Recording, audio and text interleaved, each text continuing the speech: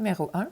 Dans chaque cas, complétez la représentation du solide en utilisant la projection centrale à un point de fuite. Je ferai avec vous les exercices A et C et je vous laisserai essayer par vous-même les exercices B et D. Commençons avec la question A. En examinant attentivement l'exercice A, on peut voir qu'on a déjà la ligne d'horizon et le point de fuite. Aussi, on a la face frontale du solide, qui est un quadrilatère quelconque, ça ressemble un peu à un trapèze.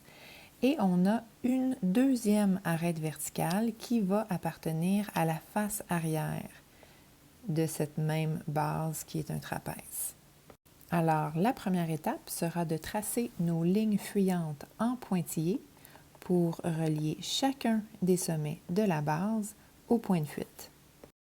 À l'aide de ma règle, je vais relier le premier sommet avec le point de fuite. Et je remarque qu'au passage, je suis également passée par l'autre sommet ici. Ensuite, je vais relier le sommet en bas ici jusqu'au point de fuite en passant par l'autre sommet ici à l'arrière. Prochain sommet à relier celui-ci jusqu'au point de fuite. Et finalement, mon quatrième sommet jusqu'au point de fuite. Prochaine étape. Tracer la base la plus éloignée du point d'observation en respectant les lignes fuyantes et le parallélisme. Alors, si je commence par ma première base qui était ici à droite, elle était déjà tracée.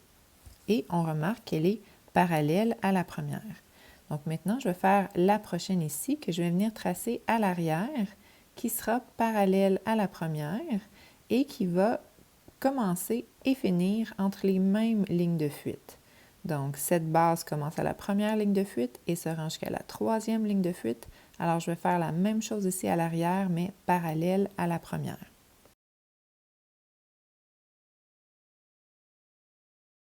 Même chose pour l'arête qui est en bas ici. Je vais aller en tracer une parallèle à l'arrière. Comme cette arête débute à la deuxième ligne fuyante et se termine à la quatrième, je vais faire mon tracé parallèle entre les mêmes lignes fuyantes.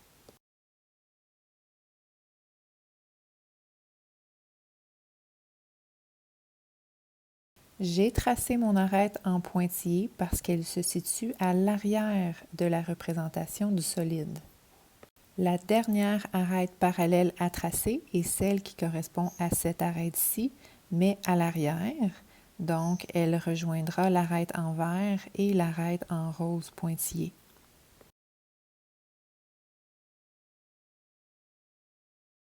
Elle est également en pointillé parce qu'elle est également à l'arrière. Prochaine étape, compléter le solide en reliant les sommets des bases situés sur les mêmes lignes fuyantes. Par exemple, sur la première ligne fuyante, j'ai deux sommets ici, alors je vais les relier avec une arête pleine. Ensuite, sur la deuxième ligne fuyante, j'ai deux sommets ici, premier sommet, deuxième sommet. Ils sont déjà reliés par une pointillée, alors je n'ai pas besoin de faire d'autres traits. Sur la troisième ligne fuyante, j'ai deux sommets ici que je vais venir relier par une arête en trait plein parce qu'elle est sur le dessus du solide, donc ça doit être un trait plein. Et sur la quatrième et dernière ligne fuyante, j'ai également deux sommets ici qui doivent être reliés par un trait plein parce qu'ils sont visibles dans le premier plan.